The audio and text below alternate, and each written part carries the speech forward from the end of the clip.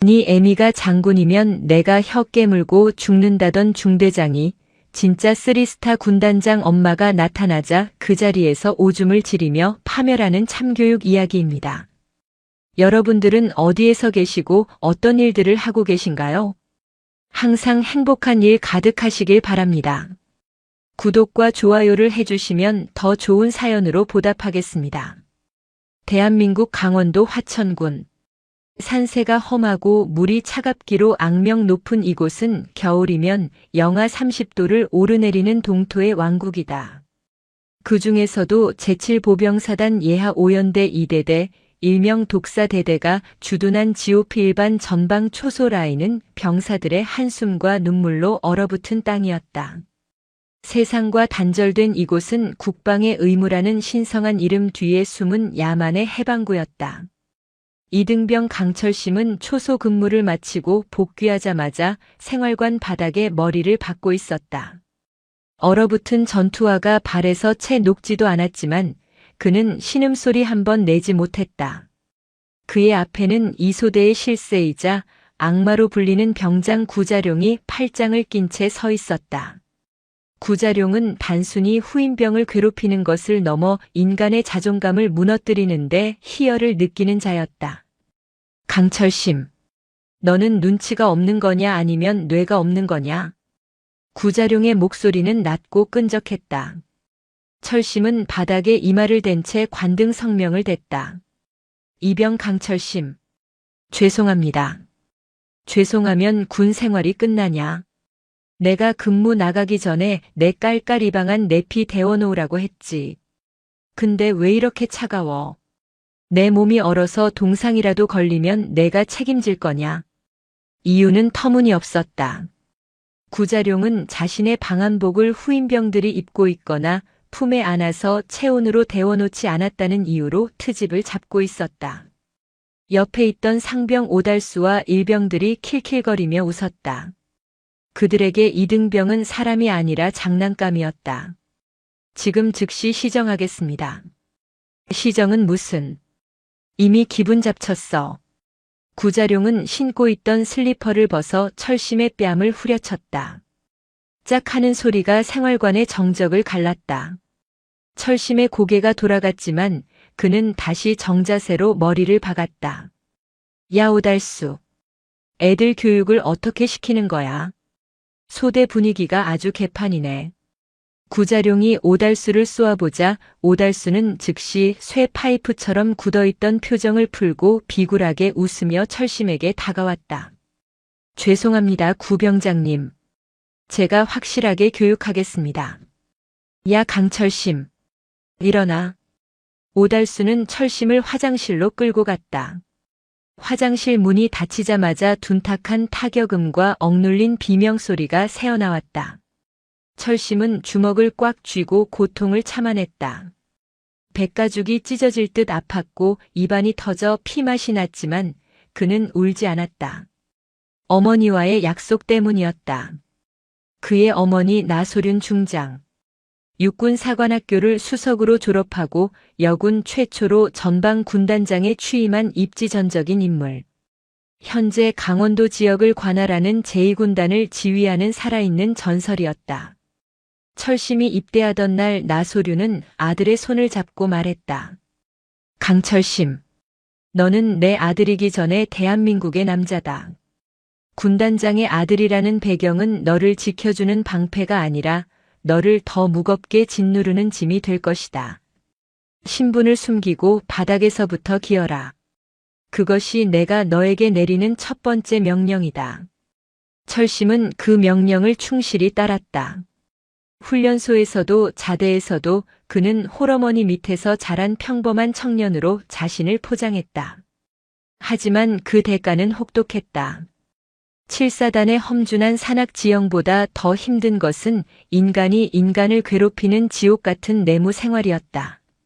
그날 밤 구자룡은 철심을 다시 불렀다. 야, 노래 한 곡 해봐. 잘 못합니다. 못하면 지져. 개처럼. 구자룡은 먹다 남은 과자 부스러기를 바닥에 던졌다. 철심은 치욕스러움에 입술을 깨물었다. 이것은 훈련도 규율도 아니었다. 그저 한 인간의 가학적인 욕망일 뿐이었다. 철심이 머뭇거리자 구자룡은 옆에 있던 전투화를 집어 던졌다. 전투화 굽이 철심의 이마를 강타했고 붉은 선혈이 주르륵 흘러내렸다. 피. 재수없게. 야 꺼져. 꼴 보기 싫으니까. 철심은 피를 닦으며 화장실로 도망쳤다. 거울 속에 비친 자신의 모습은 처참했다. 이것이 대한민국 육군의 민낯인가. 어머니가 그토록 자랑스러워하던 군대의 실체가 고작 이런 것인가. 철심의 가슴 속에서 무언가가 무너져 내리고 있었다. 그는 더 이상 참는 것이 미덕이 아님을 깨닫기 시작했다. 다음 날 아침 일과 시간이었다. 철심은 밤새 욱신거리는 이마의 상처를 밴드로 가린 채 작업을 하고 있었다. 하지만 구자룡의 괴롭힘은 멈추지 않았다. 그는 작업 도중 철심의 발을 걸어 넘어뜨리고는 실수라며 비웃었다. 철심은 진흙탕에 구르며 결심했다. 절차대로 하겠다. 군인에게는 보고 체계가 있다. 그는 그것을 믿어보기로 했다. 점심시간이 지나고 철심은 행정반을 찾았다. 소대장이나 행보관 선에서 해결될 문제가 아니었다. 이미 그들은 구자룡과 한통속이 되어 비리를 묵인하고 있었다. 철심은 중대장실 문을 두드렸다. 들어와. 나른한 목소리가 들렸다. 중대장 방극렬 대위였다. 그는 육군사관학교 출신이라는 엘리트 의식에 젖어 있었지만 실상은 진급에만 혈안이 되어 있고 병력 관리에는 무관심한 기회주의자였다. 그는 책상에 다리를 올린 채 스마트폰 게임을 하고 있었다. 충성. 이병 강철심. 중대장님께 드릴 말씀이 있어 왔습니다. 방극렬은 시선을 스마트폰에서 떼지 않은 채 건성으로 대답했다. 뭐야? 용건만 간단히 해. 나 바빠. 철심은 떨리는 목소리로 구자룡과 오달수의 가혹 행위를 보고했다. 구타와 폭언, 금품 갈취, 그리고 성적인 수치심을 주는 행위까지. 철심의 입에서 나오는 내용은 군법을 명백히 위반하는 중대 범죄였다. 이야기가 길어지자 방극렬은 그제야 스마트폰을 내려놓고 철심을 쳐다보았다. 그의 눈빛에는 걱정이나 분노가 아닌 짜증이 가득했다. 그래서 결론이 뭐야? 힘들어서 못 해먹겠다 이거냐? 아닙니다. 이것은 명백한 부조리이며 범죄입니다. 조치해 주십시오. 방극렬은 픽 웃으며 자리에서 일어났다. 그는 철심에게 다가와 명찰을 툭툭 쳤다. 야 강철심. 너 자대 온 지 얼마나 됐지? 3달 되었습니다. 3달. 아직 짬밥 냄새도 안 빠진 놈이 어디서 감히 선임을 찔러. 너 이거 소원수리 긁으면 우리 부대 감찰 나오고 시끄러워지는 거 몰라. 너 하나 때문에 중대원 전체가 피봐야겠냐? 철심은 귀를 의심했다. 피해자에게 책임을 전가하는 논리였다. 하지만 중대장님, 사람이 다쳤습니다. 저 말고도 고통받는 동료들이 많습니다. 군대는 원래 그런 곳이야. 나 때는 더 심했어. 맞으면서 크는 거지 무슨 인권 타령이야. 너 혹시 사회에서 뭐 하다가 왔냐? 운동권이냐? 방극렬의 비아냥에 철심의 눈빛이 매서워졌다. 잘못된 것을 바로잡는 것이 지휘관의 의무라고 배웠습니다. 의무. 내가 나를 가르치려 들어. 이 건방진 새끼가. 방극렬은 철심의 멱살을 잡고 흔들었다. 야, 너네 집 뭐하냐? 아버지는 계시냐? 아니면 홀어머니 밑에서 오냐오냐 커서 사회성이 결여된 거냐?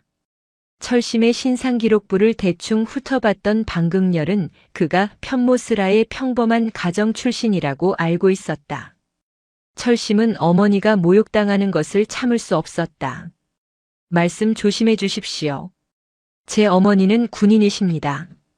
명예로운 분이십니다. 철심이 낮게 으르렁거렸다. 방극렬은 그 모습이 가소롭다는 듯 박장대소했다. 푸하하. 군인. 뭐 어디 취사반에서 밥이라도 하시냐? 아니면 매점 아줌마냐? 야, 솔직히 말해봐. 내 애미가 장군이라도 되면 내가 몰랐겠냐? 어디서 뻔뻔하게 장군 흉내를 내. 방극렬의 입에서 나온 내 애미라는 단어가 철심의 이성을 끊어놓았다. 방극렬은 멈추지 않았다. 내 어미가 장군이면 나는 참모총장이다 이 새끼야. 쥐뿔도 없는 놈이 자존심만 세서. 썩 꺼져. 그리고 한 번만 더 이딴 걸로 보고하면 그땐 영창 보내버릴 테니까. 방극렬은 철심을 문 밖으로 거칠게 밀어냈다. 철심은 복도에 나동그라졌다. 지나가던 행정병들이 그를 보고 수군거렸다. 닫힌 중대장실 문 너머로 방극렬이 어딘가로 전화를 걸어 낄낄거리는 소리가 들렸다. 대대장님 접니다. 아, 별거 아닙니다. 관심병사 놈이 하나 있어서요. 네, 제가 알아서 잘 밟아놨습니다. 철심은 복도 바닥을 주먹으로 내리쳤다. 이곳에는 희망이 없었다. 보고 체계는 마비되었고 지휘관은 썩었다. 이제 남은 방법은 하나뿐이었다. 그날 저녁 점호가 끝나고 모두가 잠든 시각. 철심은 당직 사관에게 아프다고 거짓말을 하고 의무실로 가는 척하며 공중전화 부스로 향했다. 화천의 밤 공기는 폐를 찢을 듯 차가웠다. 수화기를 든 철심의 손이 하얗게 질려 있었다. 그는 떨리는 손가락으로 익숙한 번호를 눌렀다. 군용 직통 회선이 아닌 어머니의 개인 휴대전화 번호였다. 신호가 몇 번 가고 차분하고 위험 있는 목소리가 들려왔다. 나 소륜이다. 철심은 목구멍까지 차오른 울음을 삼켰다. 어머니. 접니다. 철심입니다. 수화기 너머에서 잠시 침묵이 흘렀다. 아들의 목소리가 평소와 다름을 직감한 나소륜의 목소리가 부드러워졌다. 이 늦은 시간에 무슨 일이냐? 목소리가 좋지 않구나. 어머니. 말해라. 제가 틀렸습니다. 군인은 계급으로 말하는 것이 아니라 행동으로 말하는 것이라 믿었습니다. 하지만 이곳은 군대가 아닙니다. 짐승의 우리입니다. 철심은 오늘 있었던 일들을 토해냈다. 구자룡의 폭행, 그리고 방극렬 중대장의 모욕적인 언사까지. 특히 방극렬이 어머니를 언급하며 조롱했던 말들을 하나도 빠뜨리지 않고 전했다. 중대장이 말했습니다. 제 어머니가 장군이면 자기는 참모총장이라고. 쥐뿔도 없는 놈이 어디서 거짓말을 하냐고 했습니다. 나소륜은 아들의 말을 끊지 않고 끝까지 들었다. 그녀는 화를 내지 않았다. 하지만 수화기를 통해 전해지는 침묵의 무게는 화천의 추위보다 더 서늘했다. 철심아. 네. 그 중대장의 이름이 방극렬이라고 했느냐? 그렇습니다. 그리고 구자룡 병장. 맞습니다. 나소륜의 목소리가 바뀌었다. 그것은 어머니의 목소리가 아니라 세계 사단을 지휘하는 군단장의 목소리였다. 기다려라. 내 군단을 바로잡기 위해 내가 직접 가겠다. 내 아들이 흘린 피의 대가는 훈장이 아니라 저들의 파멸이 될 것이다. 전화가 끊어졌다. 철심은 멍하니 밤하늘을 올려다보았다. 구름 사이로 별들이 반짝이고 있었다.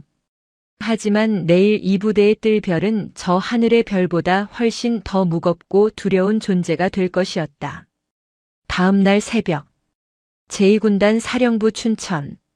나소륜 중장은 집무실에서 정복 단추를 채우고 있었다. 그녀의 어깨에는 은색 별 3개가 박힌 계급장이 서슬 퍼런 빛을 내뿜고 있었다. 그녀는 인터폰을 눌러 헌병대장을 호출했다.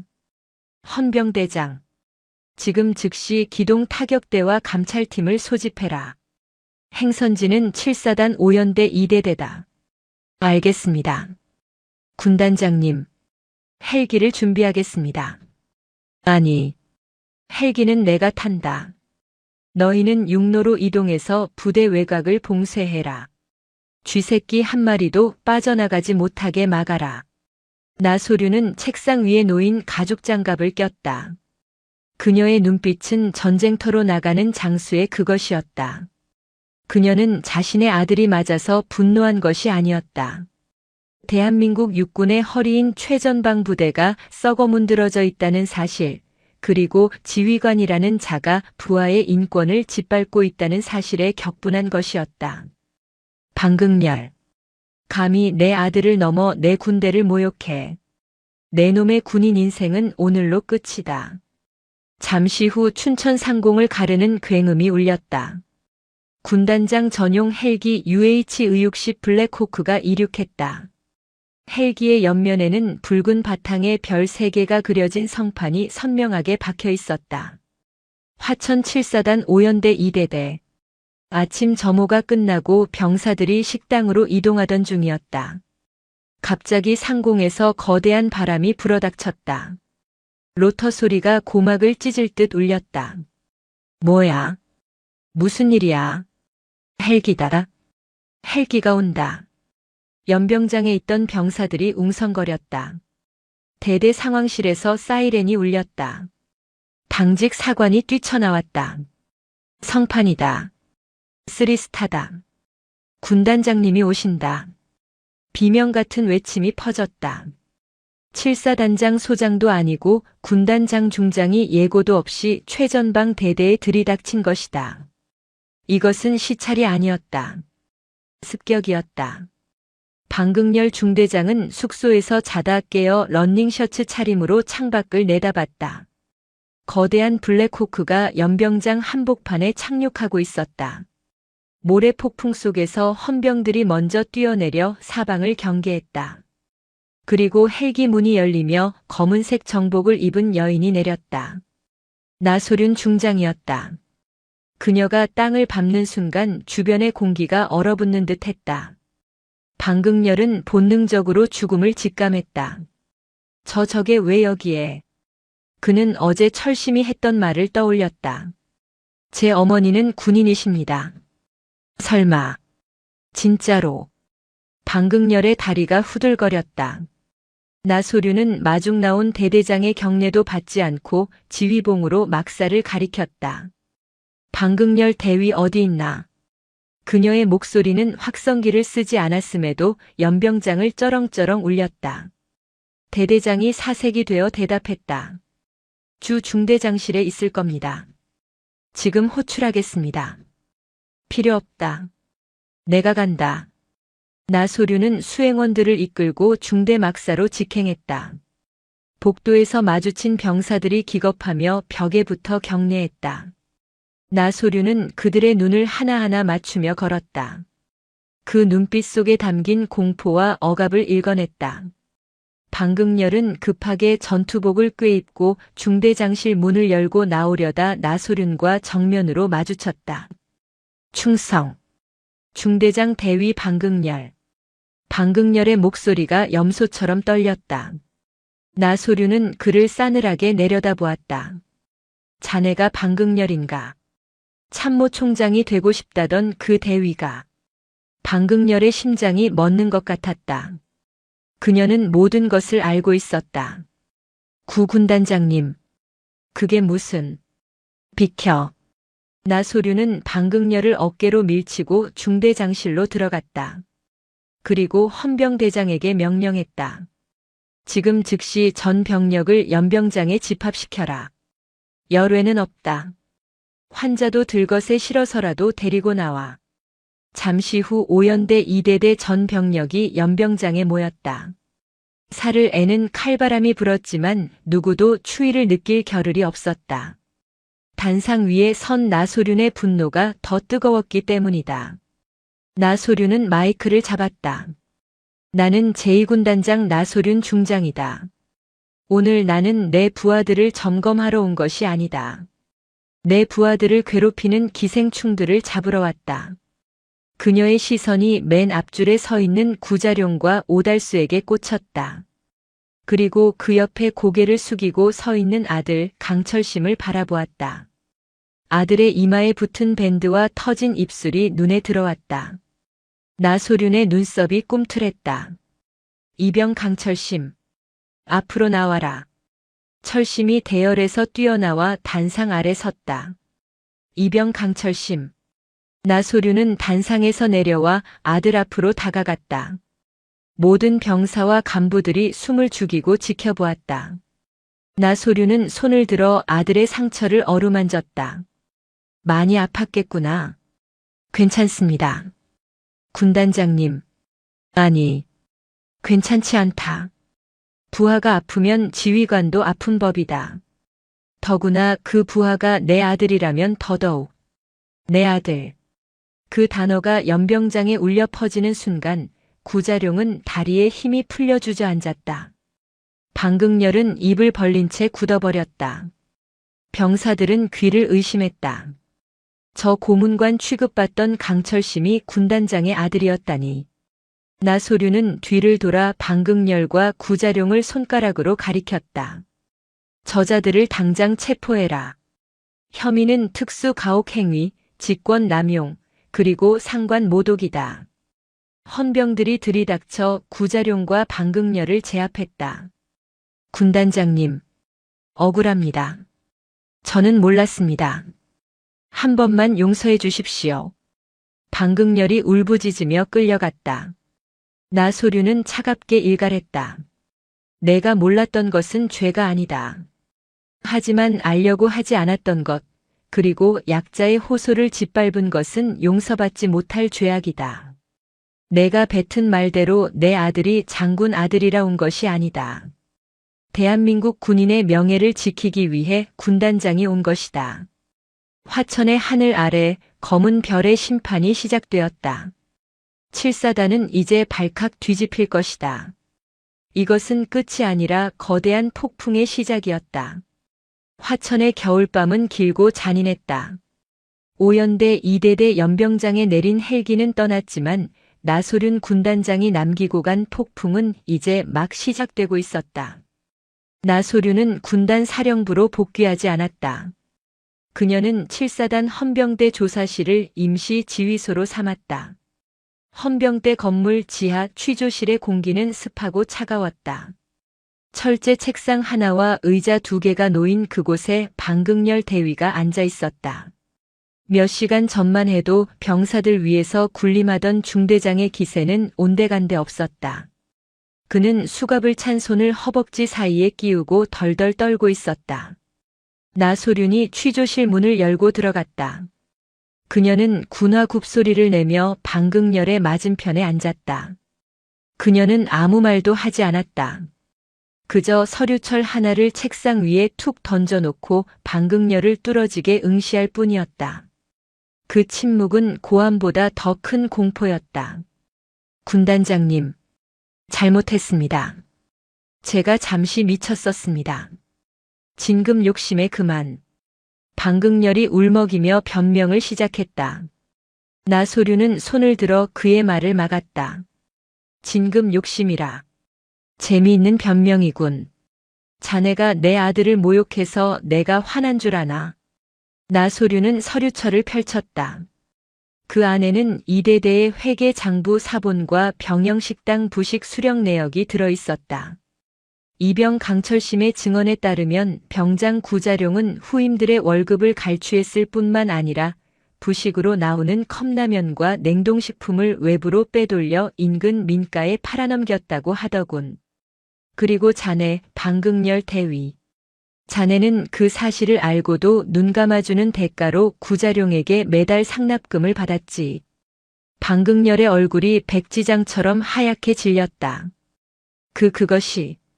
더 놀라운 건 따로 있어. 이 장부를 봐라.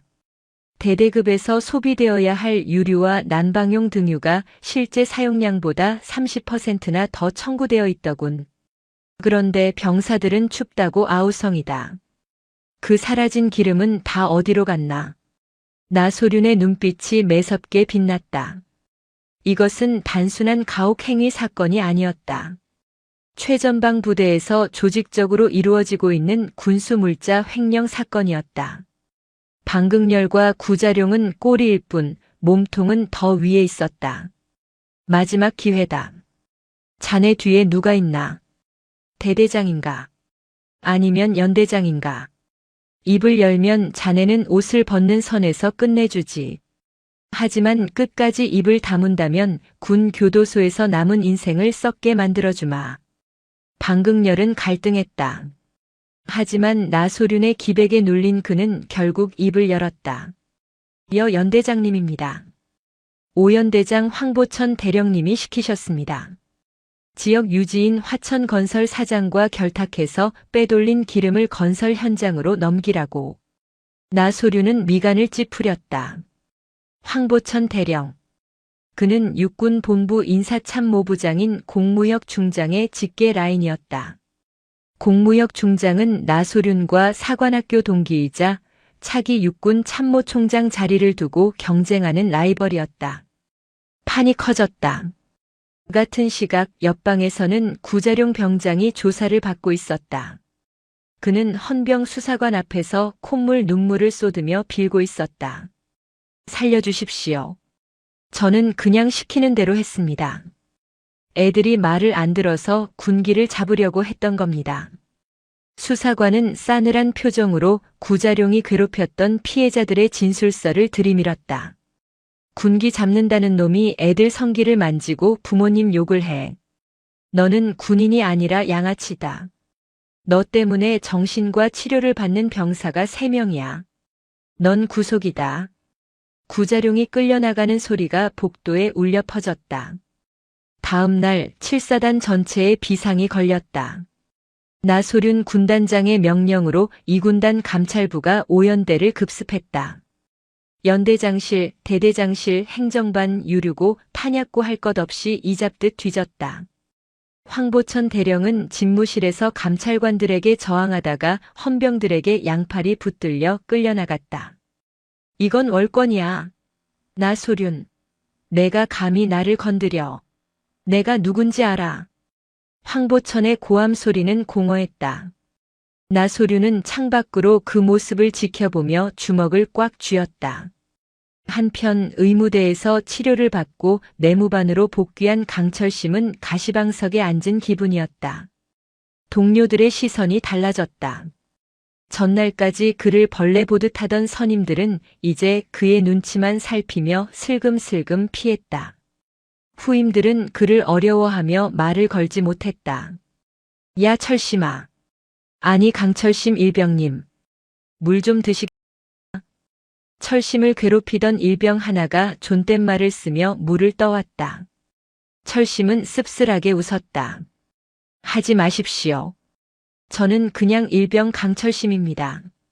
하지만 아무도 그 말을 믿지 않았다. 그는 이제 군단장의 아들 건드리면 날아가는 핵폭탄이었다. 철심은 밤에 잠을 이룰 수 없었다. 어머니가 자신 때문에 너무 큰 칼을 빼든 것은 아닐까? 이 일이 어머니의 앞길에 걸림돌이 되지는 않을까? 화천의 밤바람 소리가 마치 늑대의 울음소리처럼 그를 불안하게 만들었다. 서울 육군본부 인사참모부장 공무혁 중장은 집무실에서 보고를 받고 재떨이를 집어 던졌다. 뭐야? 황보천이 잡혀갔어. 나소륜 이 여자가 돌았나? 공무혁은 얼굴이 불그락푸르락했다.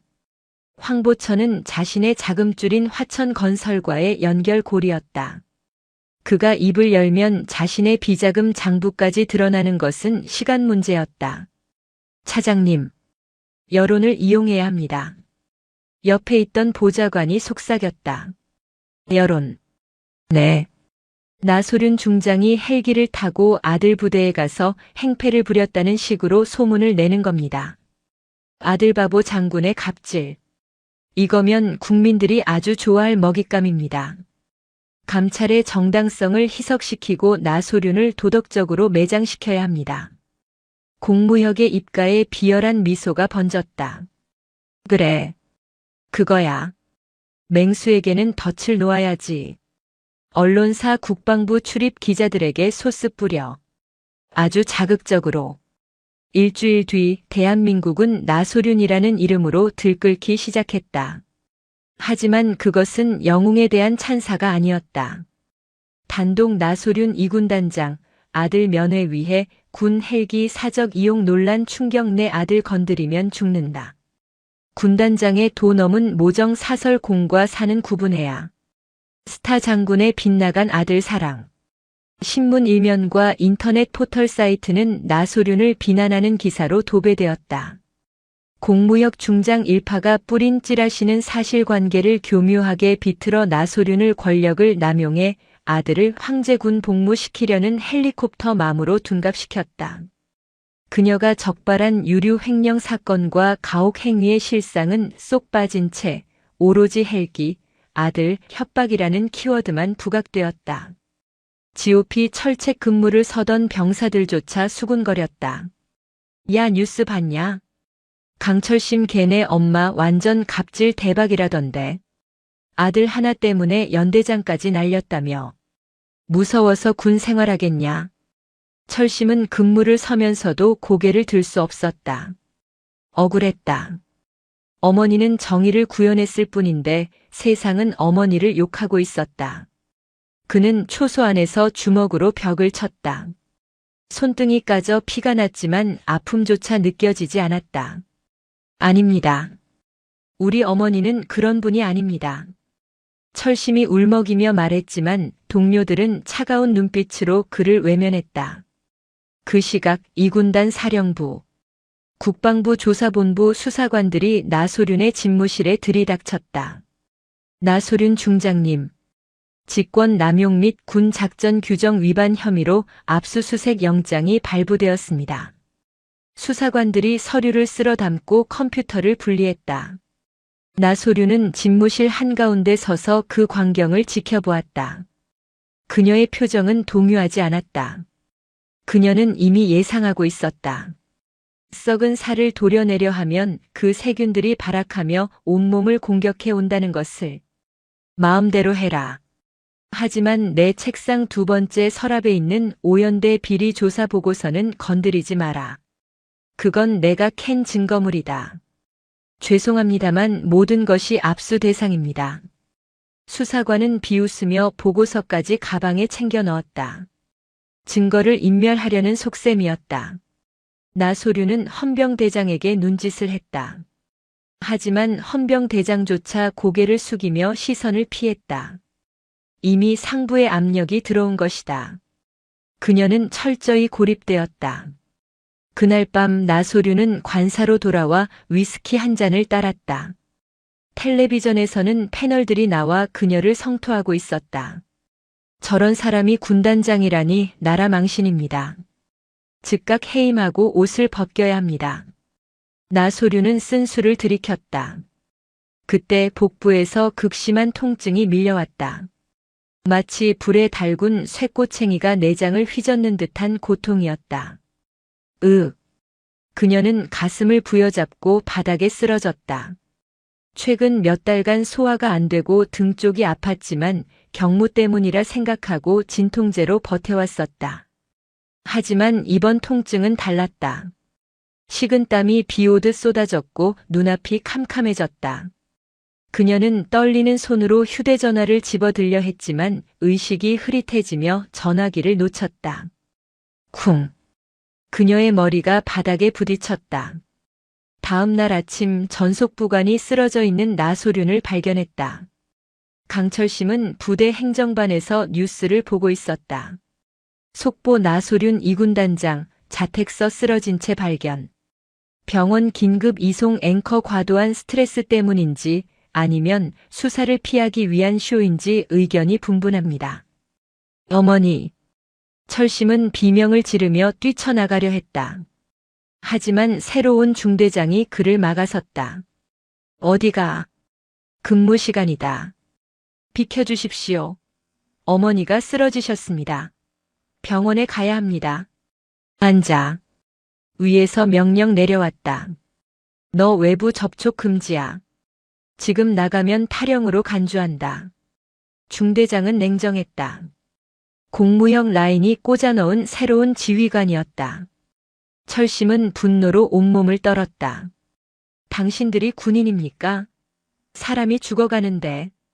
철심은 중대장을 밀치고 행정반을 빠져나갔다. 헌병들이 그를 뒤쫓았다.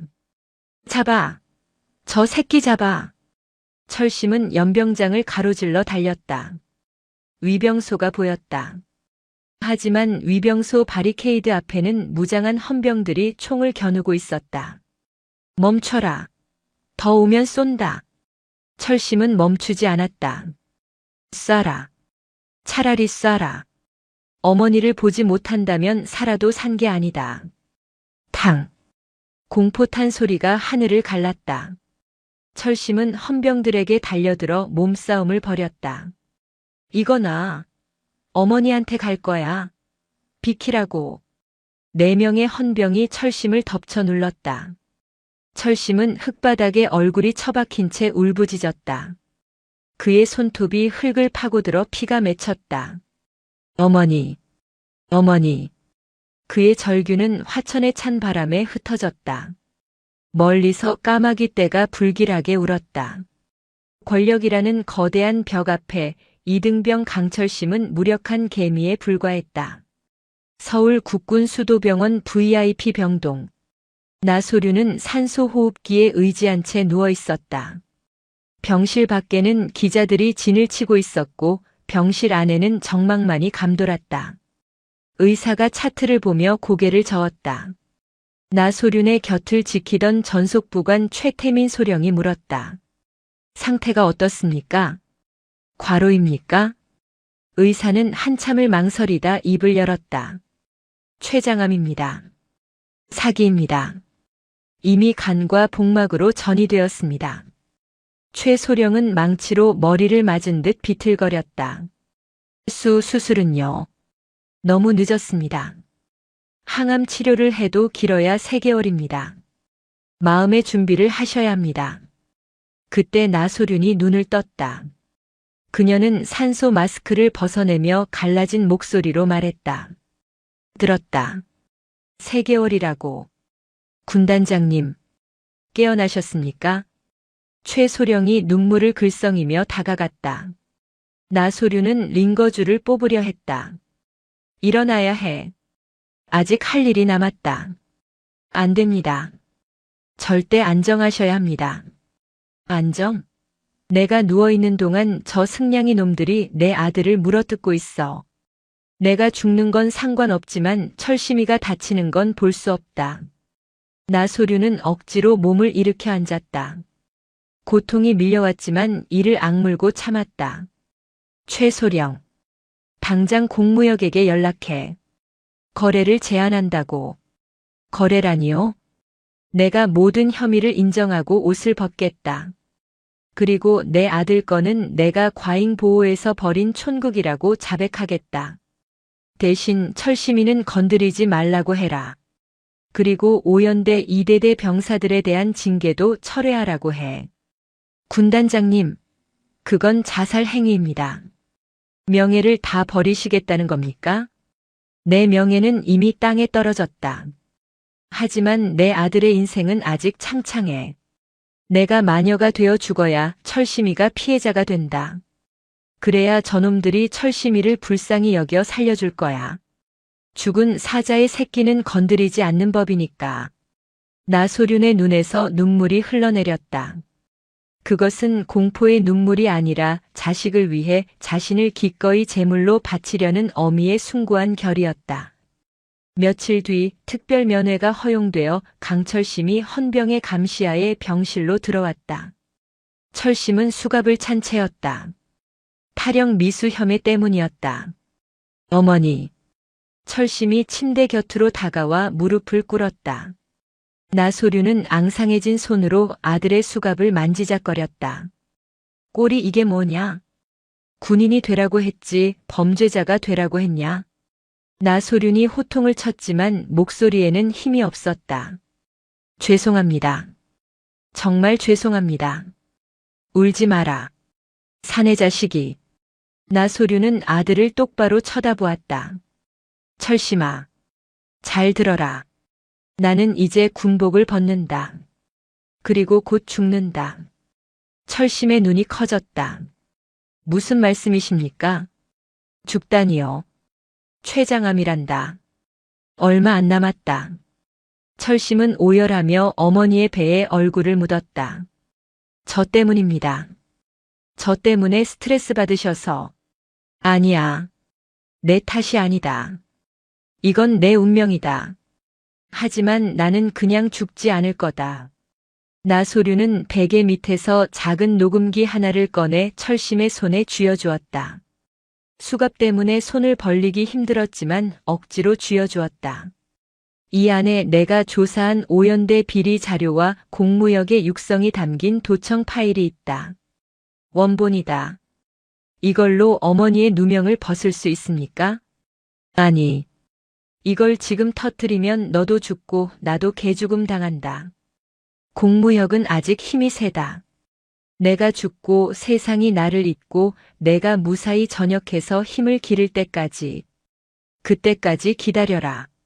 나소류는 아들의 머리를 쓰다듬었다. 나는 이제부터 세상에서 가장 추악하고 탐욕스러운 장군으로 연기할 것이다. 그래야 내가 산다. 너는 나를 원망해라. 엄마가 부끄럽다고 해라. 사람들에게 그렇게 말하고 다녀라. 알겠느냐? 싫습니다. 저는 어머니가 자랑스럽습니다. 명령이다. 나소륜이 마지막 힘을 짜내어 소리쳤다. 이병 강철심. 군단장의 명령을 거역할 셈인가. 철심은 입술을 피가 나도록 깨물며 흐느꼈다. 그리고 떨리는 목소리로 대답했다. 명 받았습니다. 그래. 그거면 됐다. 나소류는 편안한 미소를 지으며 침대 등받이에 기대었다. 이제 가라. 뒤도 돌아보지 말고 가라. 그리고 살아남아라. 그것이 내 마지막 명령이다. 철심은 헌병들에게 이끌려 병실을 나갔다. 문이 닫히는 순간까지 어머니의 눈은 아들에게서 떨어지지 않았다. 문이 닫히자 철의 여제 나소류는 비로소 소리내어 울었다. 그날 밤 나소류는 기자회견을 자청했다. 휠체어를 타고 기자들 앞에 선 그녀는 준비된 원고를 읽었다. 본인은 아들의 편한 군 생활을 위해 부당한 압력을 행사했으며 오연대장과 공모하여 뇌물을 수수했습니다.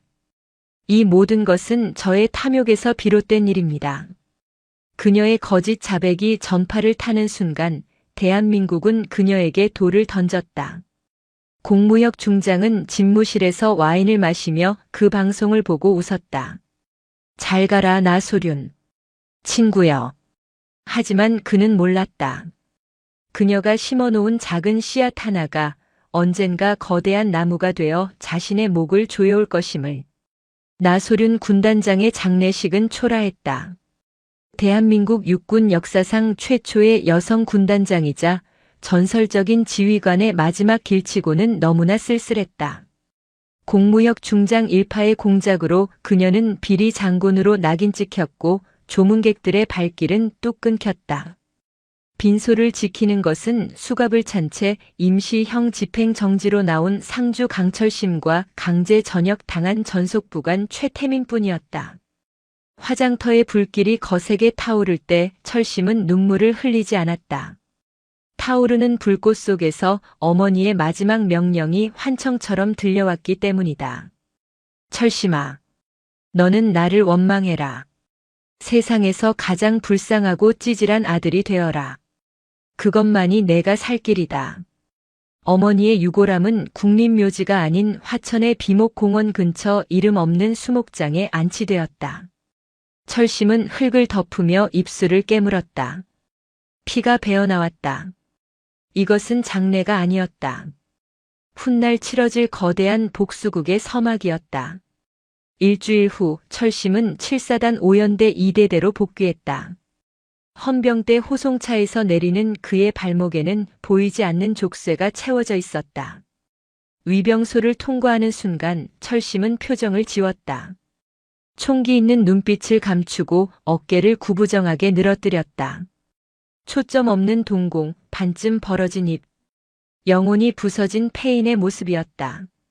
행정반의 공기는 무거웠다. 새로 부임한 대대장 마충식 중령이 팔짱을 낀 채 철심을 기다리고 있었다. 마충식은 공무역 라인의 행동대장으로 독사라는 별명답게 잔인하고 교활한 인물이었다. 그는 나소륜의 흔적을 지우고 철심을 감시하기 위해 이곳에 파견되었다. 복귀 신고합니다. 이병 강철심. 철심의 목소리는 모기처럼 기어들어갔다. 마충식은 철심을 위아래로 훑어보며 코웃음을 쳤다. 그래. 어머니는 잘 보내드렸냐? 네. 안타깝게 됐어. 사람은 역시 마무리가 좋아야 해. 별을 달면 뭐하나. 끝이 그 모양인데. 안 그러냐? 마충식은 책상 위에 놓인 신문을 턱으로 가리켰다. 나소륜의 비리 의혹을 다룬 기사가 대문짝만하게 실려 있었다. 철심의 주먹이 미세하게 떨렸지만 그는 주머니 속에서 허벅지를 꼬집으며 참아냈다. 할 말이 없습니다. 강철심, 너 솔직히 말해봐라. 너희 어머니가 숨겨둔 거 없냐? 비자금 장부라든가 뭐 녹음기 같은 거 말이야. 마충식의 눈이 뱀처럼 번득였다. 이것은 떠보는 것이었다. 철심은 멍청한 표정으로 고개를 갸웃거렸다. 저는 모릅니다. 어머니랑 사이가 안 좋았습니다. 저한테는 그런 거 안 주셨습니다. 진짜야. 네. 어머니는 저를 군인으로 안 보셨습니다. 맨날 무시하고 때리셨습니다. 저도 어머니가 밉습니다. 차라리 돌아가신 게 낫습니다. 철심은 침을 튀기며 거짓말을 했다. 가슴이 찢어지는 것 같았지만 이 말을 해야만 살 수 있었다. 마충식은 철심의 패륜적인 발언에 만족스러운 듯 낄낄거렸다. 하하. 독한 놈이네 이거. 지 애미가 죽었는데 잘 죽었다니. 그래, 그 정도는 돼야 군 생활 버티지. 가봐. 너는 이제 관심병사 어급이다. 숨만 쉬고 살아. 쥐 죽은 듯이. 생활관으로 돌아온 철심은 철저히 고립되었다. 동료들은 그를 패륜하라며 손가락질했고 간부들은 시한폭탄이라며 피했다. 구자룡과 방극렬이 사라진 자리는 또 다른 악마들이 채우고 있었다. 하지만 그들은 철심을 대놓고 때리지는 않았다. 죽은 나소륜의 저주가 무서웠고 무엇보다 마충식 대대장이 건드려서 시끄럽게 만들지 말고 말려 죽이라고 지시했기 때문이다. 철심은 유령이 되었다.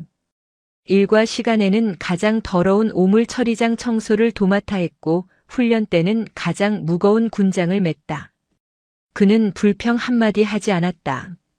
밤이 되면 모포를 뒤집어 쓰고 어머니가 남긴 녹음기를 만지작거렸다. 이어폰을 꽂지 않아도 어머니의 목소리가 들리는 듯 했다. 기다려라. 때가 올 것이다. 겨울이 깊어가고 있었다. 화천의 칼바람은 더욱 매서워졌다. 하지만 철심의 가슴 속에는 그보다 더 차가운 칼날이 시퍼렇게 갈리고 있었다.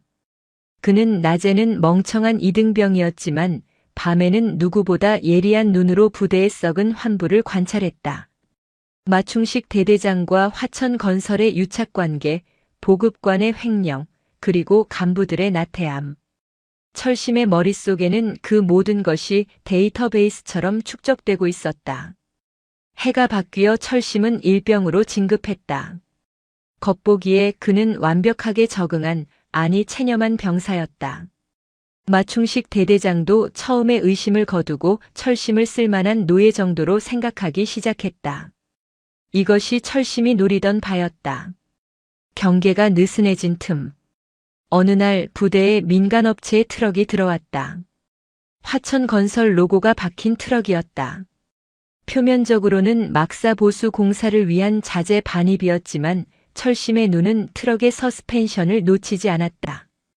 들어올 때는 차체가 내려앉을 정도로 무거웠지만 나갈 때도 여전히 무거웠다. 자재를 내리고 빈 차로 나가야 정상이었다. 무언가 싣고 나간다는 뜻이었다. 철심은 그날 밤 야간 경계 근무를 자원했다. 파트너는 신병이었다. 야, 나 화장실 좀 다녀올게. 졸지 말고 잘 보고 있어. 알겠습니다. 강일병님. 철심은 초소를 빠져나와 어둠 속으로 몸을 숨겼다. 그의 목적지는 유류고 뒤편에 있는 폐창고였다. 낮에 화천건설 트럭이 그곳에 머물렀다. 철심은 고양이처럼 소리 없이 움직였다. 폐창고 문은 굳게 닫혀 있었지만 낡은 환기구가 뜯겨 있었다. 철심은 환기구를 통해 안으로 미끄러져 들어갔다. 창고 안은 퀴퀴한 냄새가 진동했다. 철심은 주머니에서 작은 플래시를 꺼내 입에 물고 빛을 가렸다. 희미한 불빛이 창고 안을 비췄다. 그곳에는 낯선 나무 상자들이 쌓여 있었다. 상자에는 제7사단 훈련용 교보제라고 적혀 있었지만 뚜껑을 열어본 철심의 눈이 커졌다. 그것은 훈련용 공포탄이 아니었다. 실탄이었다. 그것도 수천 발의 5.56 보통탄과 수류탄, 그리고 신형 야간 투시경들이었다. 이 미친놈들이 군수 물자를 빼돌리는 게 아니라 무기를 밀매하고 있었어. 기름이나 쌀을 빼돌리는 수준이 아니었다. 이것은 국가 안보를 팔아먹는 반역 행위였다. 마충식과 공무형 라인은 퇴역 무기상들과 결탁하여 군용 무기를 해외 분쟁 지역으로 빼돌리고 있었던 것이다. 철심은 떨리는 손으로 상자 내부를 촬영하려 했다. 하지만 그에게는 스마트폰이 없었다. 그는 눈으로 모든 것을 기억해야 했다. 상자의 일련번호, 수량, 제조년월. 그때 창고 밖에서 인기척이 들렸다. 김 사장. 이번 물건 확실하지? 지난번에 불량 섞여서 클레임 들어왔다며.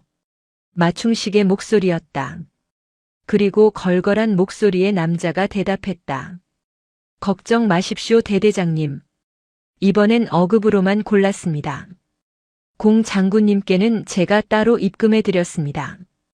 철심은 숨을 멈췄다. 그들이 창고 문을 열고 들어왔다. 철심은 재빨리 상자 더미 뒤로 몸을 숨겼다. 마충식의 군화 발소리가 점점 가까워졌다. 어디 보자. 수량 맞나 확인해. 마충식이 철심이 숨어있는 바로 앞 상자로 다가왔다. 땀방울이 철심의 코끝에 맺혔다. 여기서 들키면 끝이다. 영창이 아니라 실종 처리되어 쥐도 새도 모르게 죽을 것이다. 마충식의 손이 상자 뚜껑에 닿는 순간 밖에서 무전 소리가 들렸다. 충성. 지휘 통제실입니다. 연대장님 순찰 오신답니다. 뭐야? 이 밤중에. 마충식은 짜증을 내며 돌아섰다. 야, 김 사장. 빨리 싣고 나가. 연대장 뜨면 골치 아파. 알겠습니다. 그들이 서둘러 창고를 빠져나갔다. 철심은 그제야 참고 있던 숨을 몰아쉬었다. 심장이 갈비뼈를 뚫고 나올 듯 뛰었다. 그는 무기고 밀매라는 거대한 사실을 알게 되었지만 이것을 입증할 증거가 없었다. 증언만으로는 부족했다. 확실한 물증이 필요했다. 며칠 뒤 휴가를 나간 철심은 춘천 시내의 한 허름한 국밥집을 찾았다. 구석진 자리에 모자를 푹 눌러 쓴 남자가 앉아 있었다. 최태민 전 소령이었다. 그는 저녁 후 사설 탐정 사무소를 차려 나소륜의 죽음을 독자적으로 조사하고 있었다. 형님. 철심이 맞은편에 앉았다. 최태민은 철심의 야윈 얼굴을 보고 가슴 아파했다. 고생이 많다. 얼굴이 반쪽이 됐네. 형님. 찾았습니다. 놈들의 아킬레스건을. 철심은 폐창고에서 본 것들을 속삭였다. 최태민의 눈이 휘둥그레졌다. 무기 밀매라고. 그게 사실이면 공무역은 사형이야. 놈들이 간이 배 밖으로 나왔구나. 증거가 필요합니다. 놈들의 거래 장부나 입금 내역이요. 놈들은 화천건설을 통해 돈을 세탁하고 있습니다. 화천건설이라. 내가 좀 알아본 게 있다. 그 회사 사장이 공무역의 사촌 동생이다. 바지 사장이지. 실제 장부는 놈들의 비밀 금고에 있을 거다. 금고가 어디 있습니까? 7사단 휴양소. 화천 산골짜기에 있는 군 간부 전용 휴양소 지하에 놈들의 아지트가 있다. 휴양소. 민간인 출입이 통제되고 군 간부들만 이용하는 그곳. 철심은 주먹을 꽉 쥐었다. 제가 들어가겠습니다. 위험해. 거긴 요새야. 다음 달에 대대 전술 훈련이 있습니다. 훈련 지역이 휴양소 근처입니다. 혼란을 틈타 잠입하겠습니다. 철심아, 내 어머니가 뭐라고 하셨냐? 안전하게 살라고 하셨잖아. 어머니의 진짜 명령은 살아남으라는 것이었습니다. 저놈들을 살려두고는 제가 안전할 수 없습니다. 죽어야 끝나는 전쟁입니다. 철심의 눈빛은 더 이상 양의 것이 아니었다. 그것은 상처 입은 늑대의 형형한 안광이었다. 2월의 화천. 눈이 허벅지까지 쌓이는 대대 전술 훈련이 시작되었다. 영하 20도의 혹한 속에서 500명의 장병이 산악행군을 했다. 마충식 대대장은 따뜻한 지휘 텐트 안에서 난로를 쬐며 상황판을 보고 있었다. 철심은 통신병으로 위장의 본부 중대 대열에 섞여 있었다. 그의 군장 안에는 야간 투시경과 소형 카메라, 그리고 최태민이 건네준 해킹 툴이 담긴 USB가 들어있었다. 새벽 2시. 가상 적군의 기습 상황이 부여되었다. 적 포탄 낙하, 전원 방독면 착용, 진지 변환. 부대가 아수라장이 된 틈을 타 철심은 대열에서 이탈했다. 그는 눈 덮인 숲을 가로질러 휴양소 방향으로 달렸다. 눈보라가 그의 발자국을 지워주었다. 휴양소는 고요했다. 입구에는 사설 경비원들이 지키고 있었지만 철심은 배수로를 통해 잠입했다.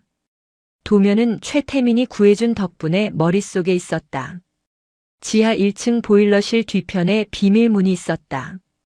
철심은 전자도어락에 해킹 툴을 연결했다. 숫자가 빠르게 돌아가더니 띠릭 소리와 함께 문이 열렸다. 안은 호화로운 밀실이었다. 최고급 소파와 양주 진열장, 그리고 벽면에는 대형 금고가 있었다. 철심은 금고로 다가갔다. 하지만 금고는 아날로그 방식 다이얼이었다. 해킹 툴로는 열 수 없었다. 젠장.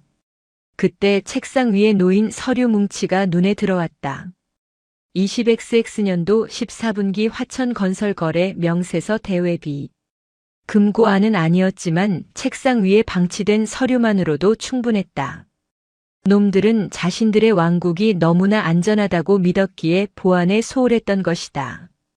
철심은 카메라로 서류 한 장 한 장을 촬영했다.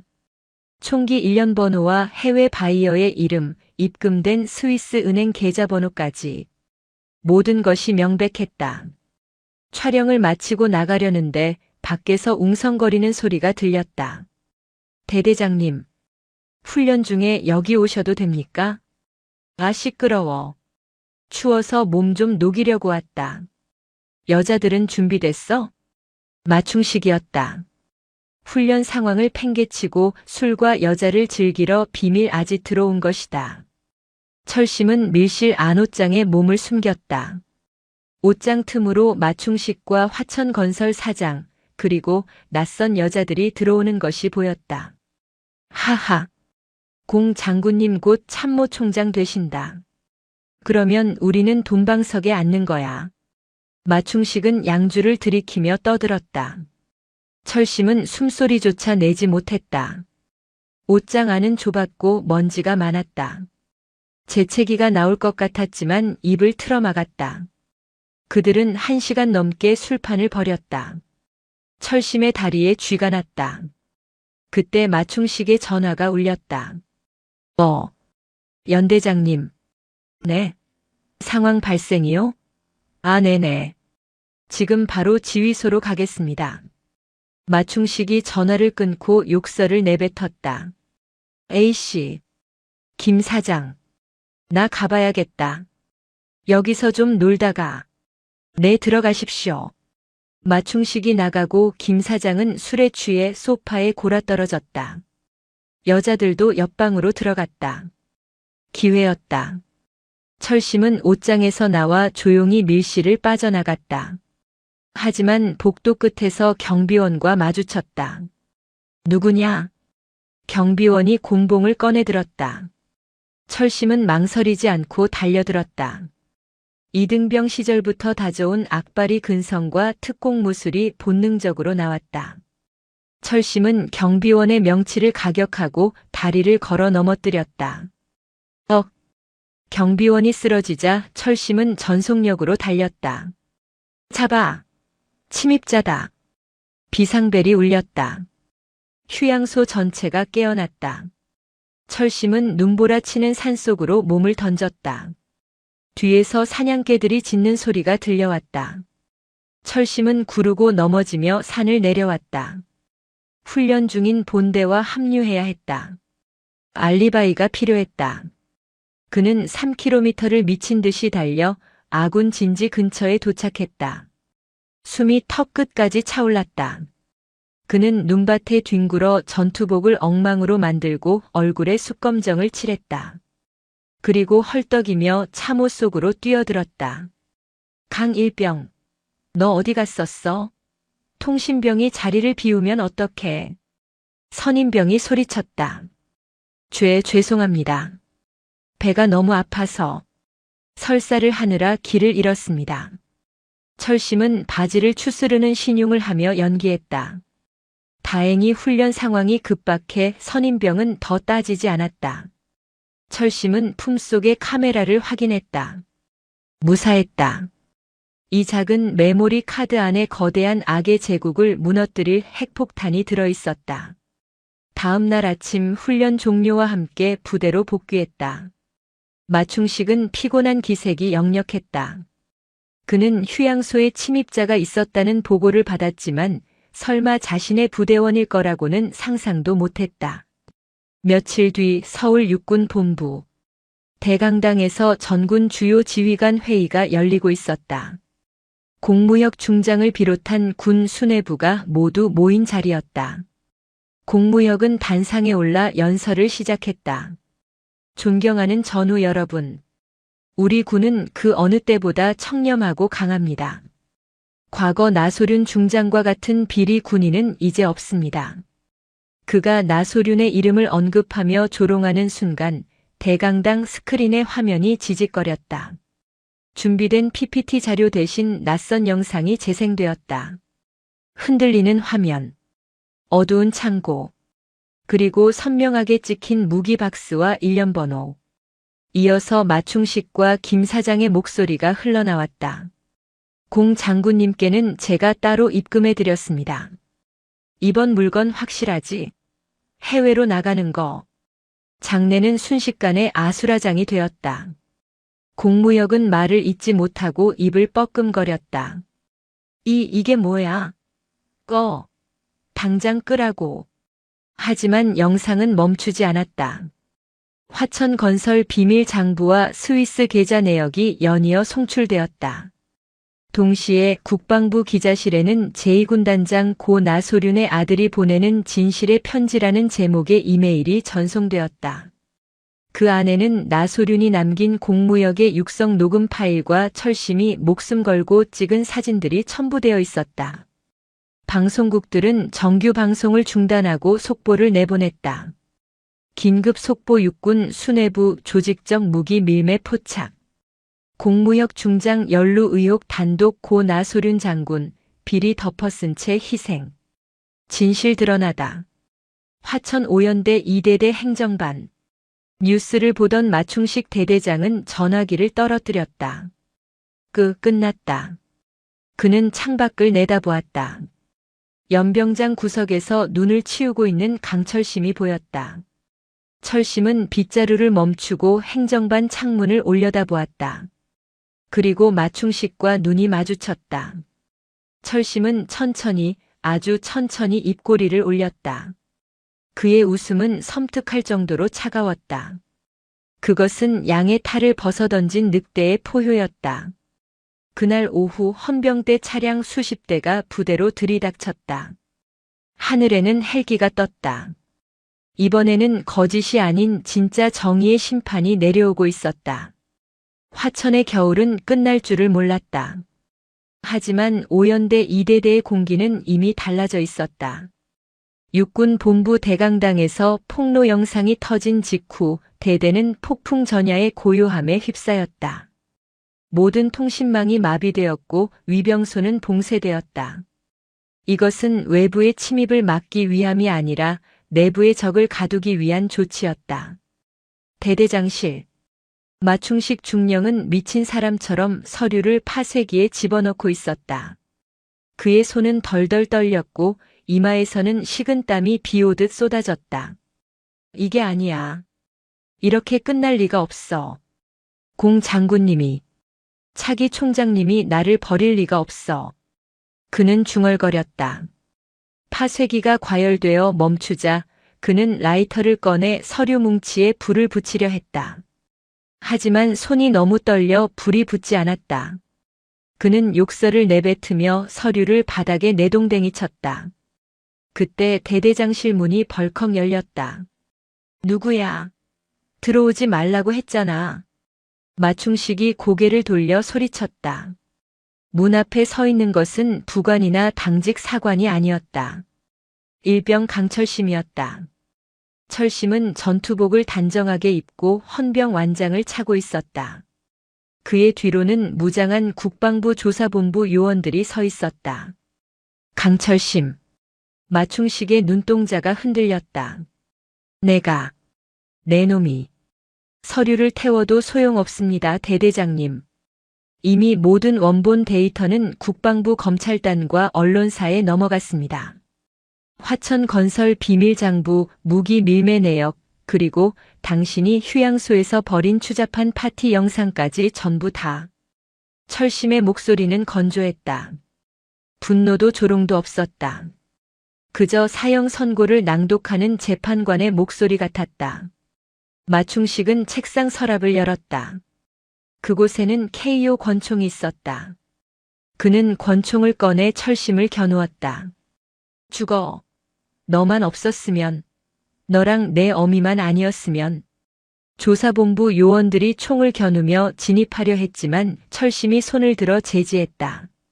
철심은 천천히 마충식에게 다가갔다. 쏘십시오. 하지만 그 총알이 내 심장을 뚫더라도 당신의 죄는 사라지지 않습니다. 오히려 살인죄가 추가될 뿐입니다. 닥쳐.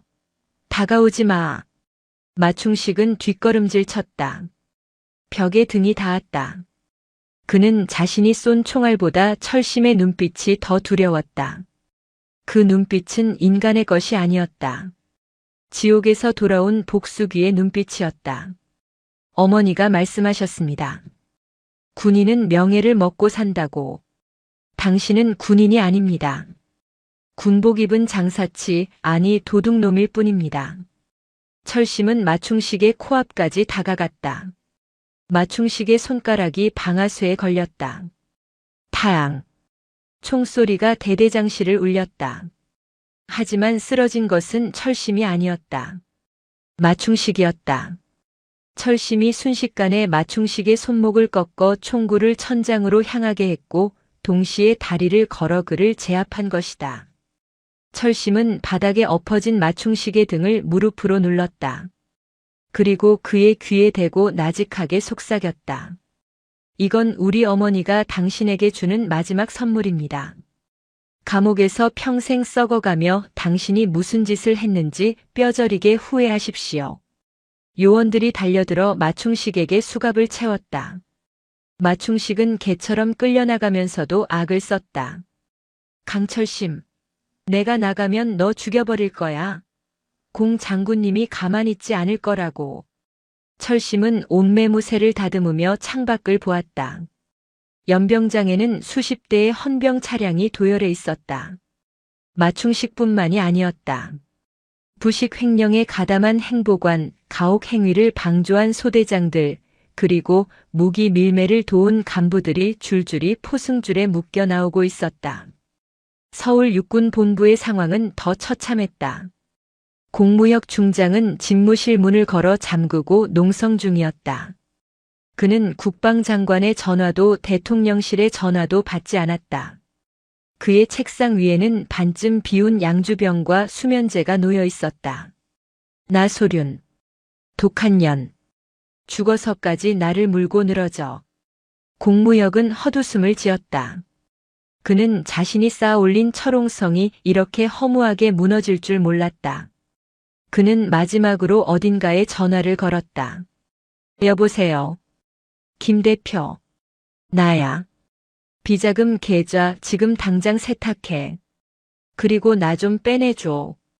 하지만 수화기 너머에서 들려온 목소리는 김 대표가 아니었다. 공무역 씨. 김 대표는 방금 긴급 체포되었습니다.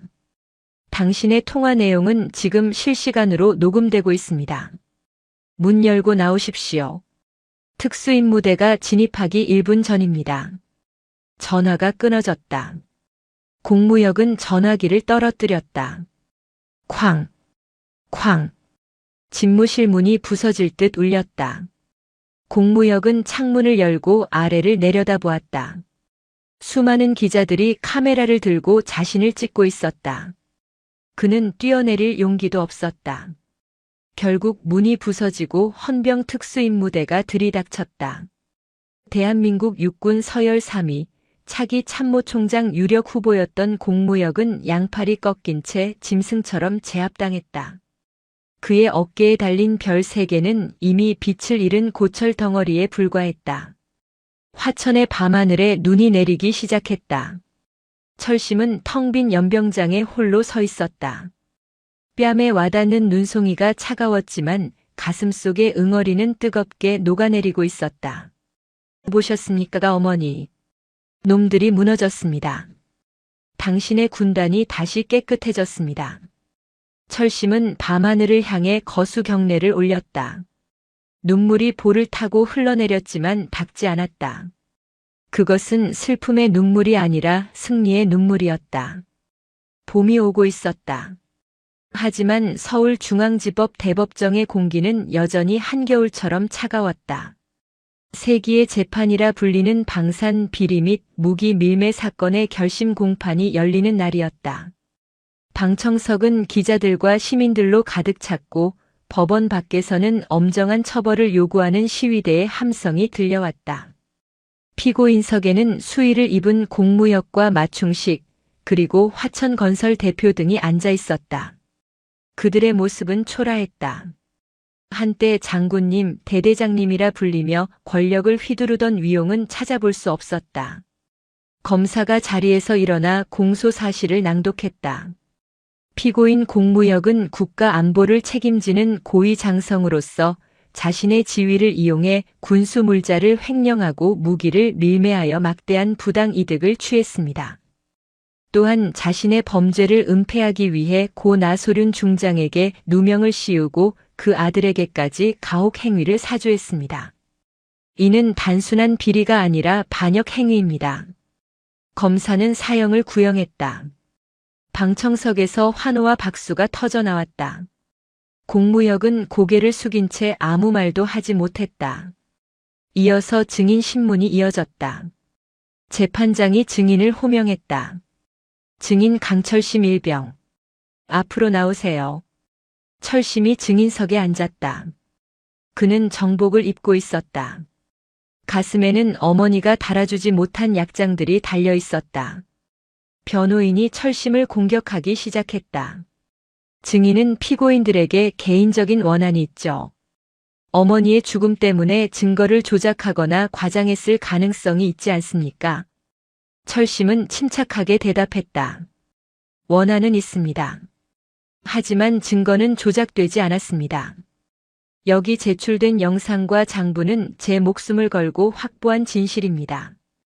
그 진실이라는 게 결국 도둑질에서 얻은 거 아닙니까? 불법 수집 증거는 효력이 없습니다. 변호인은 절차적 정당성을 문제 삼아 빠져나가려 했다. 그때 철심이 품 안에서 낡은 녹음기 하나를 꺼냈다. 이것은 불법 수집 증거가 아닙니다. 고 나소륜 중장이 군단장으로서 군 사법경찰관의 권한으로 적법하게 체증한 수사 기록입니다. 피고인 공무역이 어머니를 협박하며 자신의 범죄 사실을 시인하는 육성이 담겨 있습니다. 철심은 녹음기를 틀었다.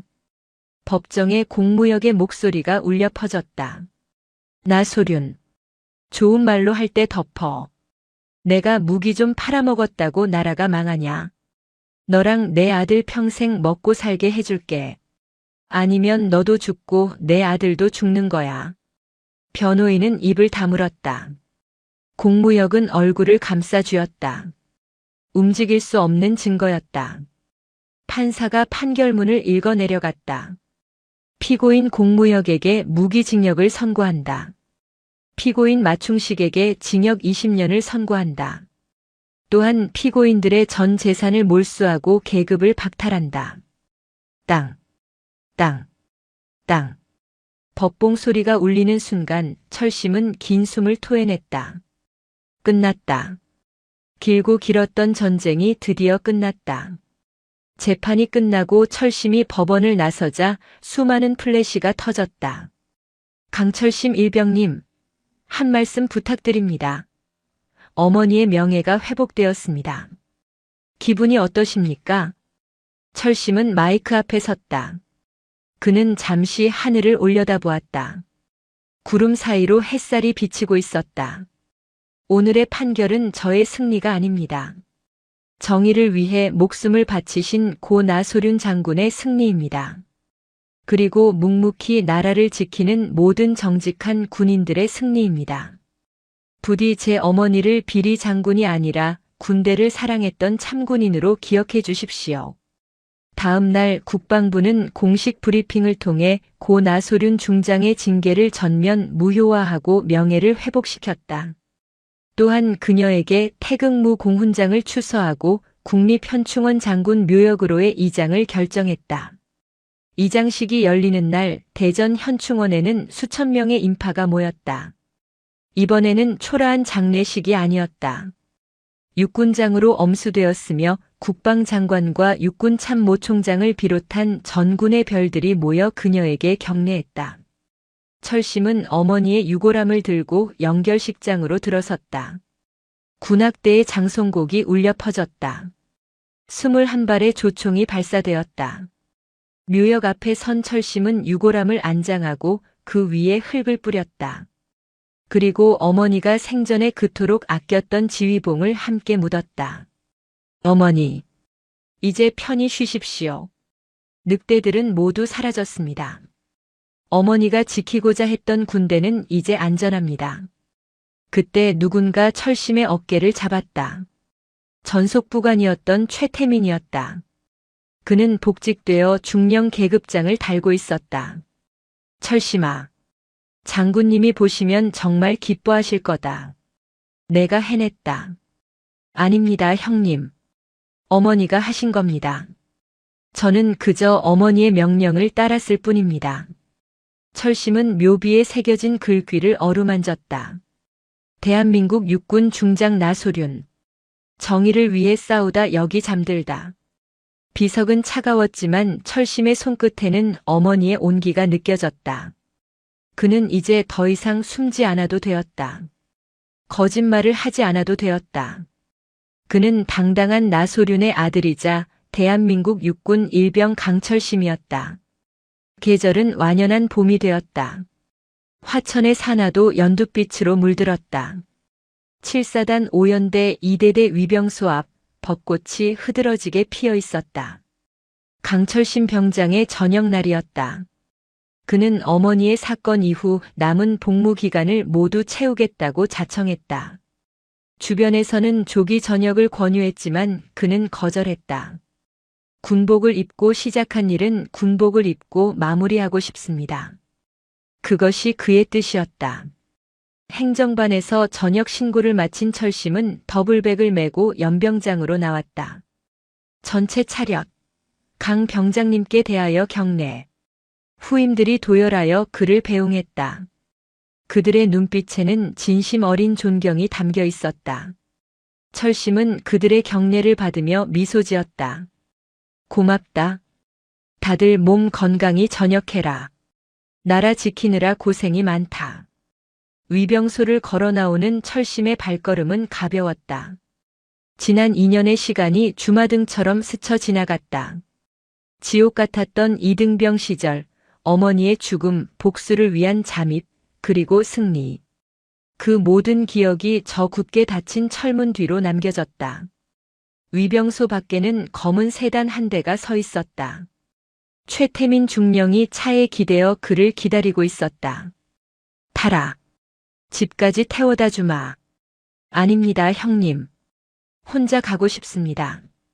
철심은 정중히 거절했다. 왜?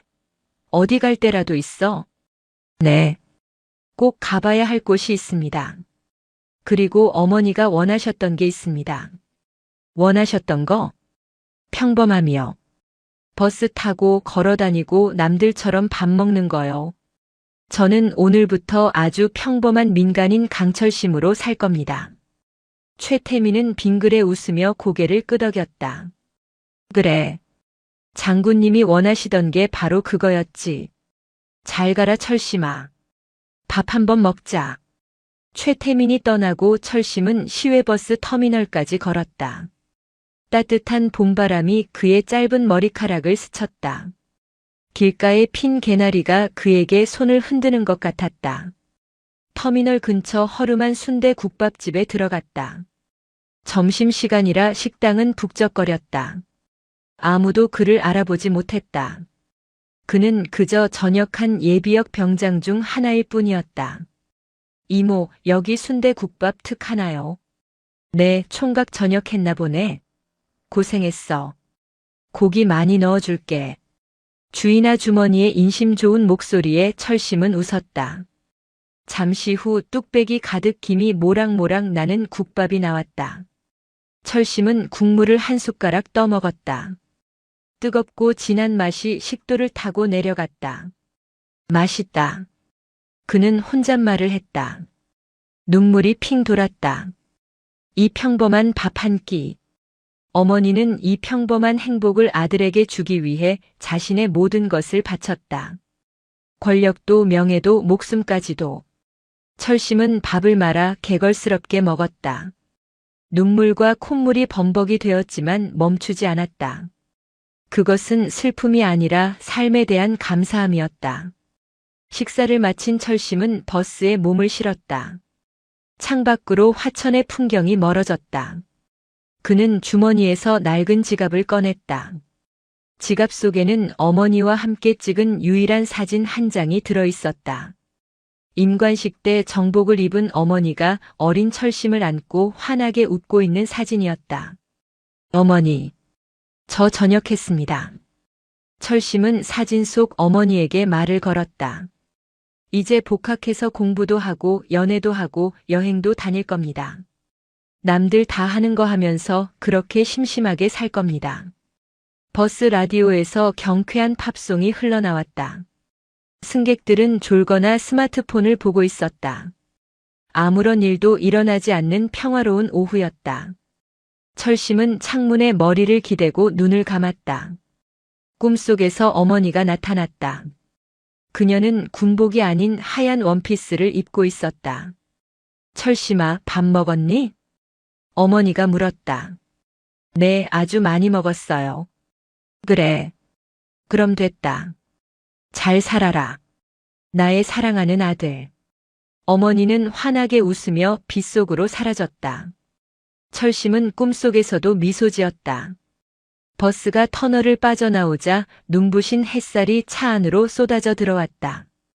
철심은 눈을 떴다. 그의 앞에는 뻥 뚫린 고속도로가 끝없이 펼쳐져 있었다. 그는 창문을 열었다.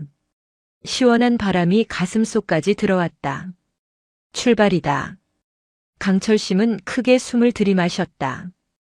그의 인생 제2막이 어머니가 목숨 바쳐 지켜낸 그 소중하고 평범한 삶이 지금 막 시작되고 있었다. 늑대의 가죽을 벗어던진 그는 이제 햇살 아래를 당당하게 걷는 청년이었다.